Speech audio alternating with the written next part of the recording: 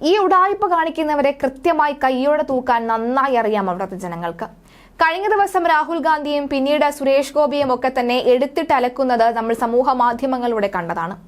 രാഹുൽ ഗാന്ധിയുടെ വണ്ടി തടഞ്ഞത് ഒരു അഭ്യർത്ഥന പോലെയാണ് കരുതേണ്ടത്. കോൺഗ്രസ് നേതാവ് മുൻ വയനാട് എംപിയുമായ രാഹുൽ ഗാന്ധിയുടെ വാഹനം തടഞ്ഞേണ്ടി വന്നു അഭ്യർത്ഥനയുമായി നാട്ടുകാരൻ അദ്ദേഹത്തിന് മുന്നിലെത്താൻ. മുണ്ടക്കയിലെ ദുരന്ത മേഖലയിൽ വെച്ചാണ് ഈ സംഭവം നടന്നത്.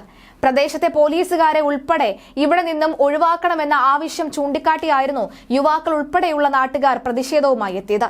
ഇതിനിടെ മേഖലയിലെത്തിയ രാഹുലിന്റെ വാഹനം തടഞ്ഞു നിർത്തുവാനും ശ്രമമുണ്ടായി.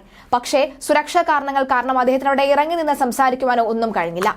സുരേഷ് ഗോപിക്ക് കിട്ടി സൈബർ ആക്രമണം. സമയമായി ആയില്ല പോലും. സുരേഷ് ഗോപിയുടെ പ്രതികരണത്തിനാണ് രൂക്ഷമായ വിമർശനം വന്നുകൊണ്ടിരിക്കുന്നത്. വയനാട്ടിലെ സമാനതകളില്ലാത്ത ഉരുൾപൊട്ടൽ ദുരന്തത്തെക്കുറിച്ച് കേന്ദ്രമന്ത്രി സുരേഷ് ഗോപി നടത്തിയ പ്രതികരണത്തിനെതിരെയാണ് സമൂഹ മാധ്യമങ്ങളിൽ രൂക്ഷമായ വിമർശനം ഉയരുന്നത്.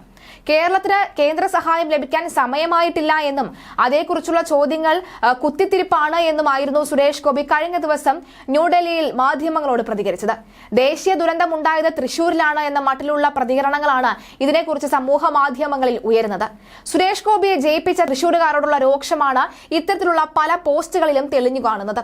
സാധാരണഗതിയിൽ സുരേഷ് ഗോപിക്കെതിരെ വിമർശനങ്ങൾ ഉയരുമ്പോൾ ശക്തമായ പ്രതിരോധവുമായി എത്താറുള്ള ആരാധകരെയും ഇത്തവണ അധികം കാണാനില്ല. അദ്ദേഹത്തിന് പനി ആയതുകൊണ്ടാണ് നേരിട്ട് ഇടപെടൽ വൈകുന്നത് എന്ന മട്ടിലുള്ള ദുർബലമായ മറുവാദങ്ങൾ അങ്ങിങ്ങായി ഉയരുന്നുണ്ട് ചെറുതായി. വയനാട്ടിലെ ഉരുൾപൊട്ടലിനെ ദേശീയ ദുരന്തമായി പ്രഖ്യാപിക്കുമോ എന്ന ചോദ്യത്തിന് സുരേഷ് ഗോപി സാങ്കേതിക വശങ്ങൾ മാത്രം ഉന്നയിച്ച മറുപടി നൽകിയതും വിമർശകരെ ചൊടിപ്പിക്കുകയുണ്ടായി. ചോദ്യങ്ങൾ ഉന്നയിച്ച മാധ്യമപ്രവർത്തകരോട് നിങ്ങൾ കൈരളി ചാനലാണോ എന്ന മറുചോദ്യമാണ് സുരേഷ് ഗോപി ഉന്നയിച്ചത്. ജനങ്ങൾക്ക് കിട്ടാനുള്ളത് കിട്ടുമെന്നും നിങ്ങളോട് മറുപടി പറയേണ്ട കാര്യമില്ല എന്നും ക്ഷോഭിച്ചുകൊണ്ടാണ് അദ്ദേഹം കാര്യങ്ങൾ അവതരിപ്പിച്ചത്. സുരേഷ് ഗോപി മാടമ്പിയാണെന്നും അടുത്ത ജന്മത്തിൽ തന്ത്രിയാകാനായിരിക്കുന്ന ആളിൽ നിന്ന് ഇതിൽ കൂടുതൽ ഒന്നും പ്രതീക്ഷിക്കേണ്ടതില്ല എന്നുമാണ് ഇത് സംബന്ധിച്ച പോസ്റ്റുകളിൽ കമന്റുകളിലും പ്രതികരണം. രാഹുൽ ഗാന്ധിയും പ്രിയങ്ക ഗാന്ധിയും സംസ്ഥാന മന്ത്രിമാരൊക്കെ വയനാട് സന്ദർശിച്ചിട്ടും സുരേഷ് ഗോപി ഫേസ്ബുക്കിൽ പോസ്റ്റ് ഇട്ടതല്ലാതെ ഇവിടേക്ക് തിരിഞ്ഞു നോക്കിയിട്ട് പോലും ഇല്ലെന്നായിരുന്നു പരാതി. കേരളത്തിലെയും തമിഴ്നാട്ടിലെയും വിവിധ ചലച്ചിത്ര താരങ്ങളും വ്യവസായികളും എല്ലാം ലക്ഷങ്ങളും കോടികളും ദുരിതാശ്വാസ സംഭാവന പ്രഖ്യാപിച്ചപ്പോൾ ഒരു പ്രഖ്യാപനവും പോലും നടത്താതിരുന്ന സുരേഷ് ഗോപി ഇത്രയും നാൾ നടത്തിയ ചാരിറ്റി വെറും പബ്ലിസിറ്റി സ്റ്റണ്ട് ആയിരുന്നു എന്നും അത് തെളിയുന്നതാണ് എന്നുമായിരുന്നു മറ്റൊരു പ്രതികരണം വരുന്നത്. എന്തായാലും രാഹുൽ ഗാന്ധിയിലേക്ക് വരികയാണെങ്കിൽ രാഹുൽ ഗാന്ധിയുടെ വാഹനം തടഞ്ഞ പ്രതിഷേധക്കാർ അദ്ദേഹത്തോട് സംസാരിക്കാൻ ശ്രമിക്കുകയുണ്ടായി. അങ്ങ് ഇവിടത്തെ എംപിയാണ് എന്ന് പറഞ്ഞുകൊണ്ടായിരുന്നു അവർ സംസാരിക്കാൻ ശ്രമിച്ചത്. ദയവ് ചെയ്ത് പോലീസും മറ്റും ഇവിടേക്ക് വരേണ്ട എന്ന് ഇവർ പറഞ്ഞിരുന്നു. കൽപ്പറ്റ MLA ടി സിദ്ദിഖിനോടും പ്രതിഷേധക്കാർ അഭ്യർത്ഥിക്കുകയുണ്ടായി. പോലീസ് നിയന്ത്രണങ്ങൾ ഉൾപ്പെടെ ചൂണ്ടിക്കാട്ടിയാണ് നാട്ടുകാരിൽ ചിലർ പ്രതിഷേധിച്ചത്. ഞങ്ങളുടെ നാട് നന്നാക്കാൻ ഞങ്ങൾക്കറിയാമെന്നായിരുന്നു നാട്ടുകാർ പറഞ്ഞത്.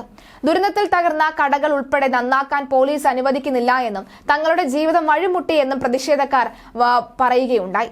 പോലീസുകാർ പോയിട്ട് മറ്റുള്ള കാര്യങ്ങൾ നോക്കട്ടെ എന്നും ആവശ്യമുണ്ടെങ്കിൽ ഞങ്ങൾ വിളിക്കാമെന്നും ഇവിടുത്തെ കാര്യങ്ങൾ ശരിയാക്കിയെടുക്കാൻ നാട്ടുകാർക്ക് ഇങ്ങോട്ട് വരണമെന്നും കടകളിൽ ആളുകൾ വന്നാൽ സാധനങ്ങൾ വാങ്ങാൻ പോലും പറ്റില്ല, ഇവിടെ നിന്ന് മേപ്പാടിയിലേക്ക് സാധനങ്ങൾ വാങ്ങാൻ പോകുമ്പോൾ പോലും ആധാർ കാർഡ് ഉൾപ്പെടെയുള്ളവ ചോദിക്കുകയാണെന്നും എന്തിനാണെന്നുമാണ് ചോദ്യം. എന്തായാലും ഞങ്ങൾക്ക് നിലവിൽ ഇവിടെ ഒരു ഡിപ്പാർട്ട്മെന്റും ആവശ്യമില്ല. നാട്ടിൽ വേറെ എവിടെയും പോലീസുകാർ വേണ്ടേ? എല്ലാവരും ഇവിടെയാണ് ഉള്ളതെന്നും അവർ പൊയ്ക്കോട്ടെ, ഞങ്ങൾക്ക് ആവശ്യമുണ്ടെങ്കിൽ ഞങ്ങൾ വിളിച്ചോളാമെന്നും പാലത്തിൽ കൂടി VIP വരുന്നു എന്നാണ് ഇപ്പോൾ ഒരാൾ പറഞ്ഞത്. അയാൾക്ക് വേണ്ടി ഉണ്ടാക്കിയതാണോ പാലമെന്നും അദ്ദേഹം ചോദിക്കുകയാണ്.